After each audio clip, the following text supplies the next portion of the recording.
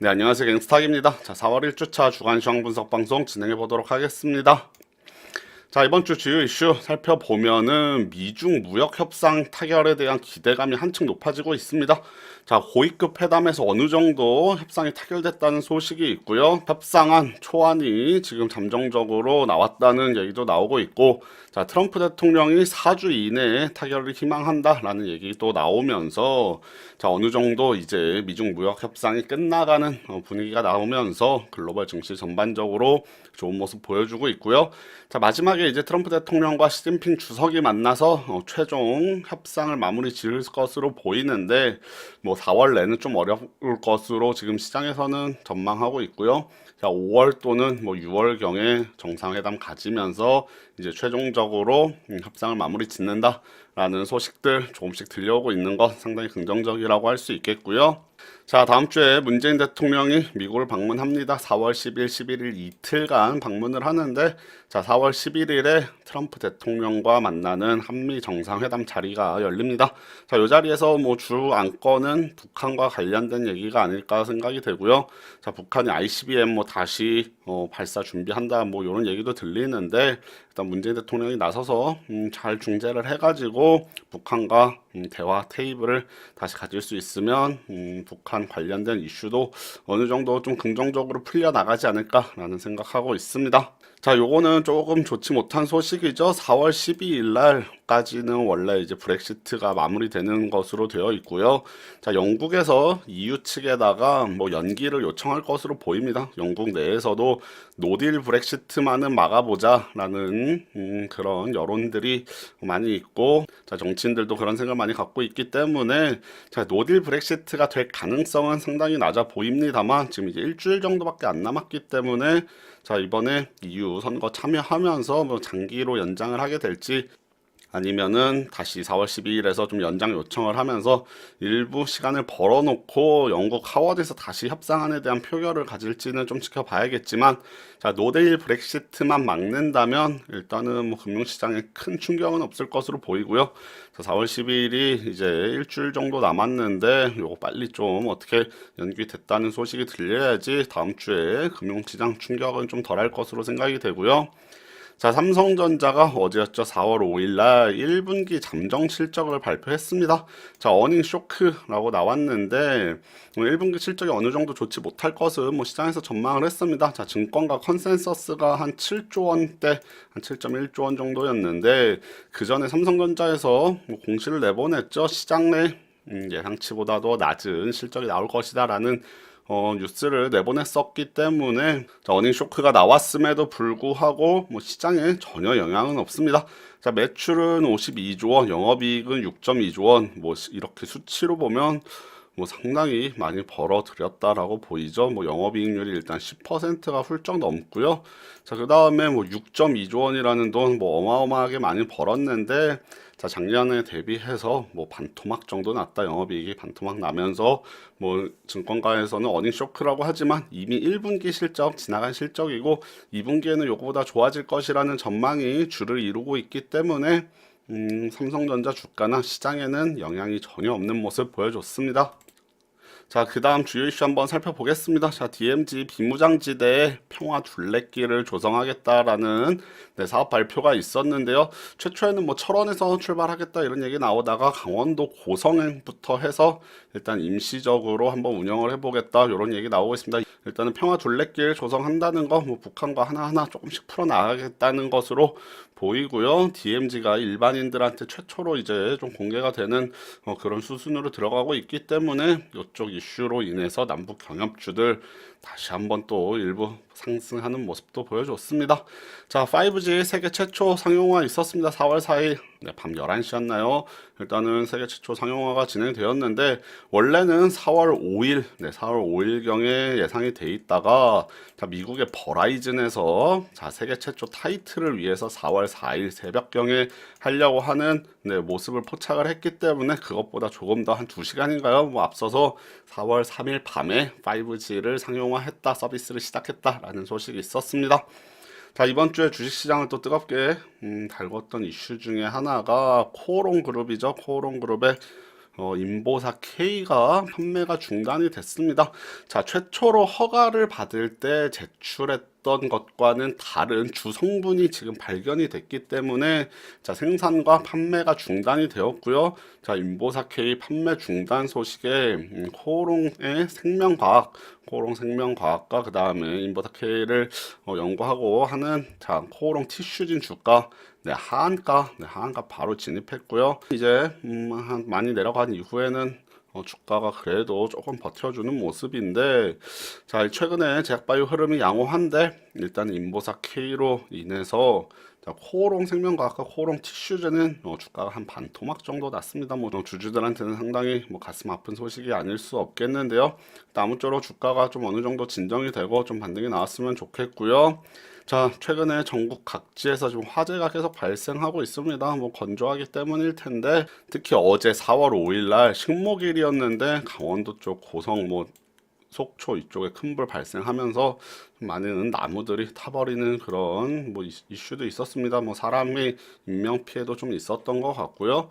좀 화재로 관련해서 좀 조림 산업이나 그 다음에 화재에 관련된 종목들이 있습니다. 소화기나 뭐 소방차 만드는 관련 회사들도 주가 일부 급등하는 움직임 보여줬는데 아무쪼록 이런 사건 사고는 좀 될 수 있으면 일어나지 않으면 좋겠다라는 말씀 드리겠고요.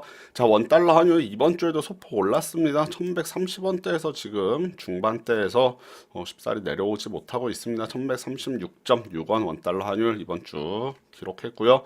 자, 국제유가도 계속해서 조금씩 올라가면서 WTI 기준으로 자, 63까지 지금 올라가 있습니다. 국제유가 최근 들어서 계속해서 또 상승하고 있는데 뭐 글로벌 경기가 좀 좋아진다는 얘기일 수도 있겠고요.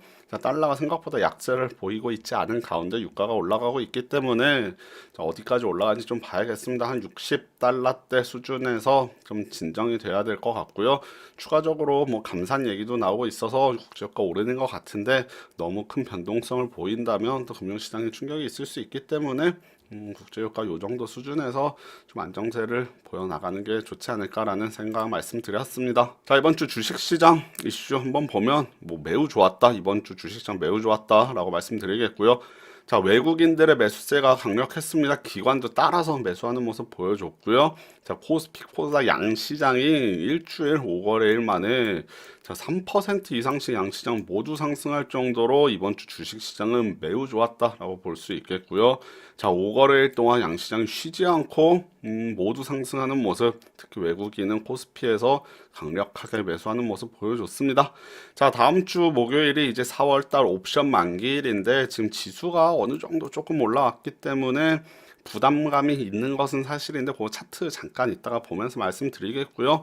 자, 옵션 만기를 앞두고서 뭐 급격한 변동성이 나올 가능성이 있습니다. 단시간에 좀 많이 올라왔기 때문에 자, 변동성 나올 가능성이 있는데 물론 여기서 추가적으로 위로 쭉 뽑아낼 수도 있겠고요. 뭐 일부 조정이 나올 수도 있겠고 뭐 그거는 이제 지켜보면서 대응을 잘 해봐야겠지만 자, 옵션 만기를 일주일여 앞둔 상태에서 양시장이 3%대 일주일 동안 급등을 했다. 자, 요런 네, 이슈 말씀드리겠고, 자, 주식 투자하시는 분들한테는 상당히 긍정적인 소식이 하나 있습니다. 증권거래세 뭐 축소나 뭐 폐지에 대한 얘기 계속 나왔었는데 현재는 증권거래세, 그 다음에 코스닥 같은 경우는 농어촌 특별세가 있죠. 그래서 증권거래세와 농어촌 특별세 합쳐서 코스피, 코스닥 기준으로 지금 0.3%씩 네, 주식을 매도할 때 세금을 물리고 있는데 자, 0.05% 포인트를 인한다고 합니다. 즉 0.3에서 0.25%가 되는 것이고요. 자, 6월 초, 6월 3일경에 인한다고 하니까 뭐 아주 크지는 않지만 세금을 낮춰준다는 것은 주식 투자하시는 분들한테는 확실히 좀 좋은 소식이다 라고 말씀드릴 수 있겠습니다. 자, 그래서 이번 주 주식시장 이슈까지 좀 간단히 살펴봤고요. 자, 주식시장 차트도 한번 보도록 하겠습니다. 자, 코스피 차트 한번 보겠습니다. 코스피 차트 뭐 매번 보던 식으로 이런 식으로 좀 확대를 해놓고 보면 자, 또 선을 그어 봐야겠죠. 여기 선 하나, 그 다음에 여기 하나 이렇게 선 그어놓고 보면 자, 지금 보시면은 여기 아주 강력했던 저항선까지 올라왔다가 쭉 내려갔습니다.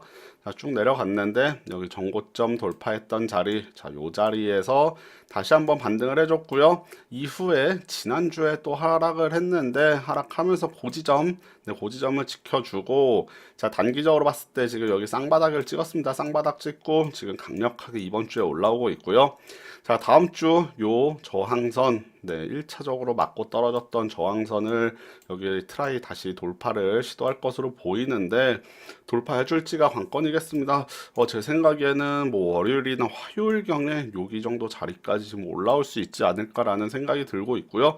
자, 요거를 돌파해서 간다면 그 다음에는 뭐 2300선까지 도전할 수 있을 텐데, 또 단시간에 요렇게 일주일 한 7거래일 만에 빠르게 올라온 만큼 여기 저항선 맞고 일부 조정 거친 이후에 재반등, 뭐 여기서 좀 더 깊이 눌릴 수도 있겠고요. 자, 이런 거 염두에 주셔야 될 것 같고요. 특히 다음 주에 만기일 있기 때문에 요 저항선 근처에서 방향성이 어느 쪽으로 나오던지 상당히 크게 변동성 나올 가능성이 저는 있다고 생각합니다. 최근에는 뭐 만기일에 좀 잠잠한 모습들 많이 보여줬는데, 이번 만기일은 좀 방향성이 크게 나오는, 변동성이 좀 크게 나오는 그런 일주일이 될 수도 있겠다라는 조심스러운, 네, 예상도 한번 말씀드려 보도록 하겠고요. 네, 코스닥 차트 한번 보면 코스닥은 오히려 코스피보다는 조금 최근에 변동성이 작은 모습이고, 여기까지 안 내려왔습니다. 좀 추가적으로 더 내려올 줄 알았는데 내려오지 않고요. 다시 뭐 코스닥도 마찬가지로 전고점 근처, 여기는 이제 쌍바닥을 찍은 것은 아니고요. 한번 눌렸다가 이제 전고점 근처까지 올라오고 있는데, 코스닥 역시 마찬가지로 요 강한 저항선을 이겨낼 수 있겠느냐. 일단은 뭐 좀 일부 조정도 받을 수 있겠지만, 오히려 최근에 코스닥이 코스피보다는 좀 더 강한 모습도 보여주고 있기 때문에 또 코스닥 한번 요거 뚫어내기 시작하면 또 급하게 올라갈 수도 있으니까 이런 거 염두에 두자. 뭐 최근에 계속해서 비슷한 말씀 드리는데, 자, 이번 주에 시장이 워낙 빨리 올라왔고 그 다음에 다음 주에 만길이 있는 건 좀 염두에 놓고 매매 전략 잘 세워보자라고 말씀드리겠고, 자, 투자자별 매매 동향 잠깐만 보면은 뭐 코스닥 같은 경우는 크게 특징이 있지는 않습니다. 뭐 개인, 외국인, 뭐 기관 이렇게 하면서 지수를 끌어올렸는데, 자, 코스피 같은 경우는 수급이 워낙 좋습니다. 여기 수급 보시면은 외국인과 기관이, 네, 많이 사고 있습니다. 특히 이번에 삼성전자 어닝 쇼크 임에도 불구하고 IT 쪽 삼성전자, SK 하이닉스를 좀 외국인들이 쓸어 담으면서 지수를 많이 끌어올렸고요.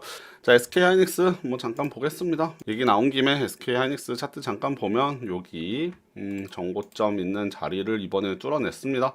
그 전에 한번 여기 뚫어냈다가 순간적으로 조정받고 이번에 다시 돌파했기 때문에 주요 저항선을 돌파를 해서 이제 그 다음에 지지선으로 작용하면서 고지점에서 이렇게 반등이 올라올 수도 있겠다라는 거 생각하셔야겠고요. 자, 삼성전자 차트를 봤을 때는 SK 하이닉스와는 조금 다르게 전고점을 완벽하게는 이겨내지 못했고요. 자, 금요일날 잠정 실적 나오는데 여기 전고점 자리 정확히 맞고 윗골이 달고 음봉으로 내려왔기 때문에, 자, 다음 주에 삼성전자 일시적으로도 다시 눌렸다 갈 수 있겠습니다. 뭐 크게 급락할 만한 이슈는 없습니다만 그냥 수급에 의해서 단시간에 오른 만큼 조정받는다는 차원에서 일부 눌렸다가 이렇게 갈 수도 있으니까, SK 하이닉스 같은 경우는 정고점을 살짝 벗겨냈고, 삼성전자는 아직 정고점을 이겨내지 못하고 오히려 금요일날 1분기 실적 발표와 함께 정고점까지 딱 도달했다가 지금 살짝 밀려나고 있다.